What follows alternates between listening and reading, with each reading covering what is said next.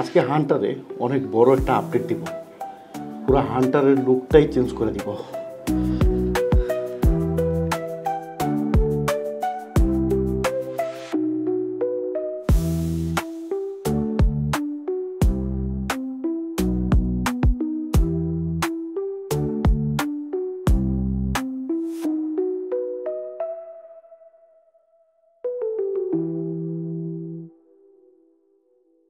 শুনছি আজকাল নাকি রয়্যাল এনফিল্ডের লুকিং গ্লাস রাস্তাঘাট থেকে খুললা নিয়ে যায় চোরে, কারণ এগুলো নাকি অনেক এক্সপেন্সিভ। শুনছি রয়্যাল এনফিল্ডের লুকিং গ্লাসের দামও নাকি 15,000 টাকা, আর এর জন্য নাকি চোররা চুরি করে নিয়ে যাচ্ছে। তো এর জন্য চেঞ্জ করে ফেললাম লুকিং গ্লাস। যেটা লাগাইছি ওটাও কম দাম না, কিন্তু এখন কোনো কিছুর দাম আমি বলতে পারবো না, কারণ হইতেছে আমার দাম সম্বন্ধে কোনো আইডিয়া নাই। সব পার্টস আমার বড় ভাই ইন্ডিয়া থেকে আনাইছে। এখন অনেকে বলতে পারেন যে ইন্ডিয়া থেকে কিভাবে আনাইলো, এটা উনিই জানে। ওনার এক ফ্রেন্ড আছে ইন্ডিয়াতে, যাওয়া আসা আছে। এখন উনি কিভাবে ইন্ডিয়া থেকে আনাইছে ইন টোটাল উনিই জানে, আর এর জন্য পার্টসের দামও বলতে পারতেছি না। তো যাই হোক, পিসের গ্র্যাবরেল চেঞ্জ করে ফেলছি। ওইখানে হচ্ছে ব্যাক রেস্ট লাগাইছি।